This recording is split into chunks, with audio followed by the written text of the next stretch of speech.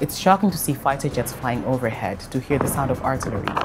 It's shocking to have to leave your home, not knowing when you're going to come back and if it's safe, if it will ever get safe. I'm Hiba Morgan, Al Jazeera's correspondent in Sudan. And between us, the power struggle between the Rapid Support Forces and the Sudanese army has been devastating to millions, including my own family.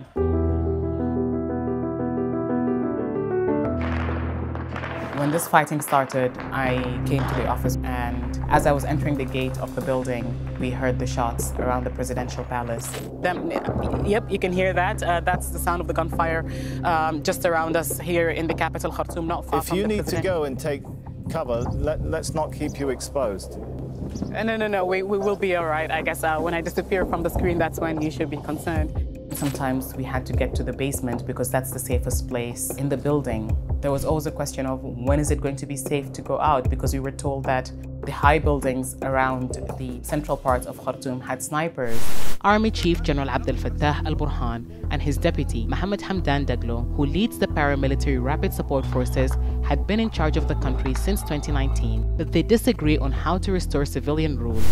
It's a power struggle between two army generals, with civilians caught up in the middle. It's a power struggle for Sudan's resources, for Sudan's wealth, for the highest seats in the country. I was born in Sudan and lived in various parts of the world, but eventually settled back home with my mom and my family. My family had to leave the home that my mother and I built. I'm not sure when we're going to be able to come back.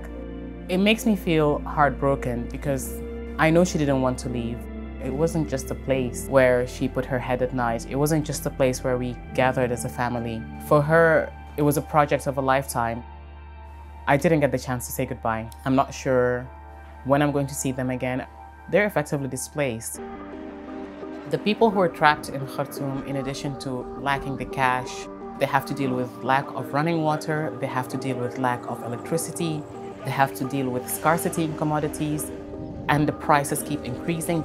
They no longer want electricity. They think that's a luxury, that to even think of it at the moment. They just want water and, if possible, the sound of gunshots to stop. When we first heard about the ceasefire the first time, we thought it was going to hold because it was only a period of 3 hours. That did not happen. We could still hear the artillery strikes. And so the second time and third time, we were less optimistic. The fourth time, we knew that evacuations were happening, so we were a little bit more optimistic because we knew that the two sides, no matter how brutal they are, they don't want to affect the foreigners. They want to have and cultivate foreign relations once they rule. People have been trying to get medical attention and they can't. Hospitals have been bombed. And to show that you're willing to hold a ceasefire just to let the foreigners out shows how much regard you have for the people in your country.